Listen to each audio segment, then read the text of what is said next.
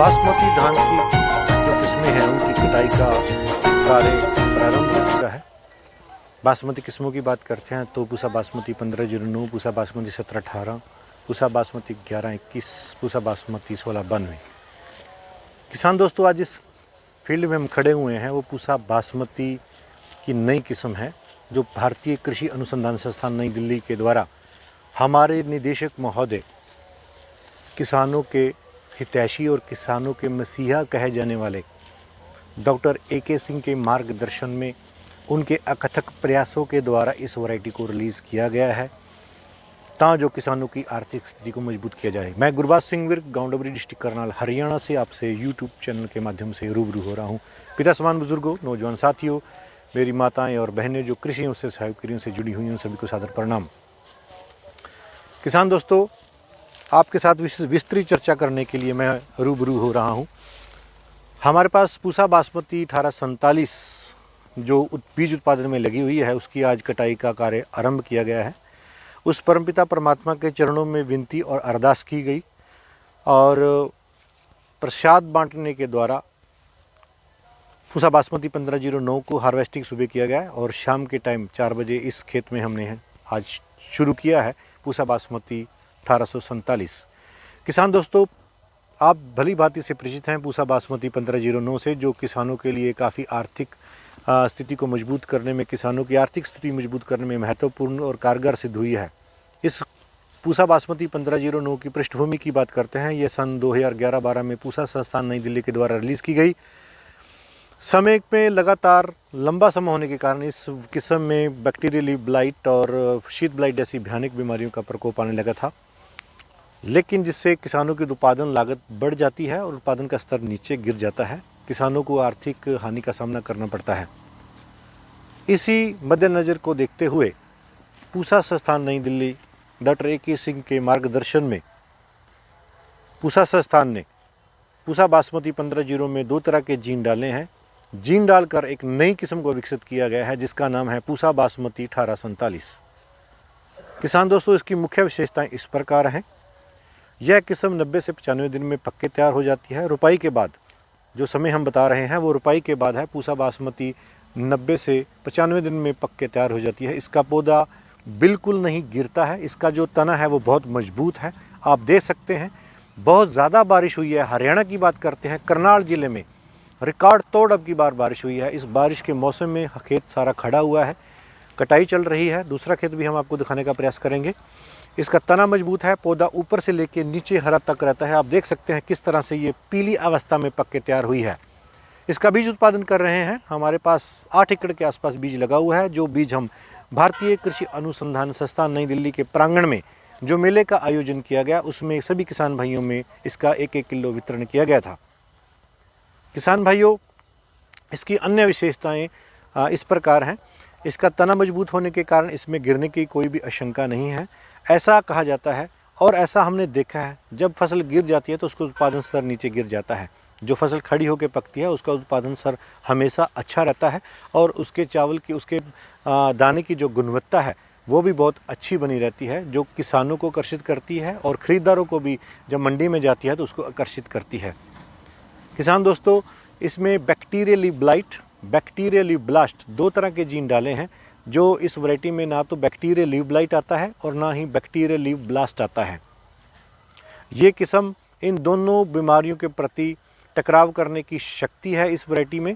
और इसमें एक चीज़ और देखी गई है कि इसके जो दानों की गुणवत्ता है वो बहुत बढ़िया है। उसका जो चावल है, जो गुणवत्ता है वो लगभग 11 के साथ मेल खाता है। और इसी के साथ साथ यह जो किस्म है इसका पौधा ऊपर से लेके हरा रहता है। जब पौधा हरा रहेगा उसमें प्रकाश संश्लेषण की क्रिया लंबे समय तक होगी और उसके उत्पादन देने की क्षमता अधिक होगी, यह स्वाभाविक है।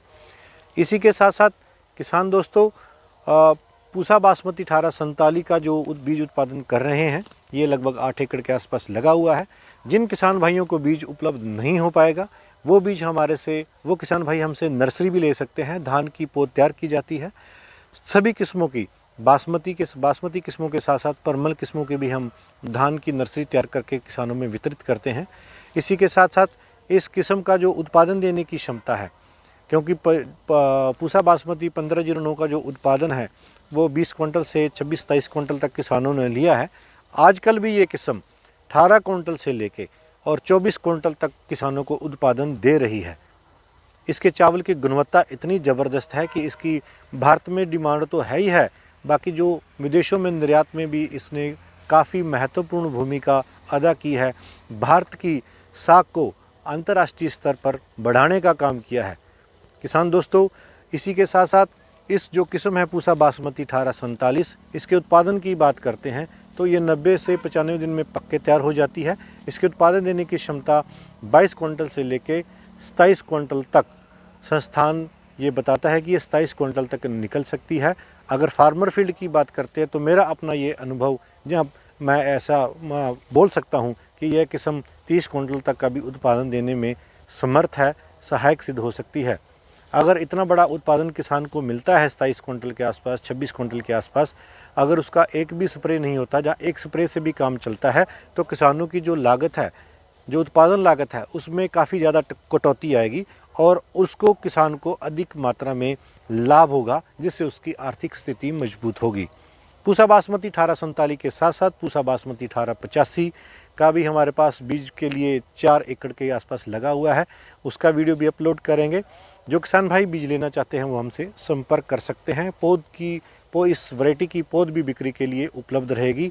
आपको पास से दिखाने का प्रयास करेंगे इस किस्म के मुख्य विशेषताएं और क्या क्या हैं।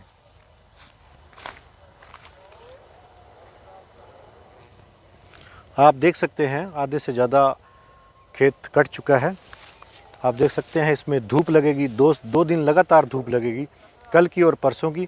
अगले दिन इसकी झड़ाई की जाएगी ताकि जो इसमें जो नमी है दाने में, क्योंकि करनाल में पिछले 5 दिन लगातार बादल बने रहे और हल्का बूंदाबांदी होती रही है, और इस करके इसमें नमी जो है वो बिल्कुल सूखने के द्वारा नमी समाप्त हो जाएगी।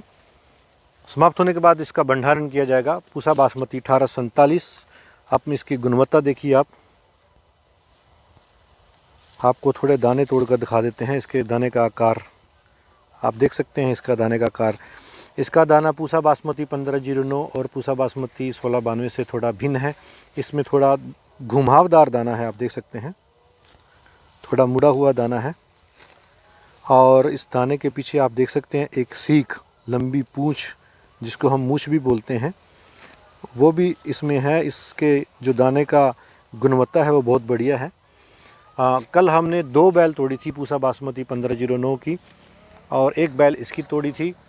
उस दोनों बैलों में जितने दाने थे वो इस अकेली बैल में दाने हमने गिने हैं, यानी इसके उत्पादन देने की क्षमता बहुत बढ़िया है और इसका जो तना है वो बहुत मजबूत है। पूसा बासमती 1847 के बारे में हम आपसे चर्चा कर रहे हैं। झड़ाई करते समय भी इसका वीडियो अपलोड करेंगे, उसका उत्पादन कितना निकला वो भी हम आपके साथ साझा करते रहेंगे। इसी के साथ आपसे विदा लेते हैं। मैं अपने शब्दों को यहीं विराम देता हूँ। जय जवान, जय किसान।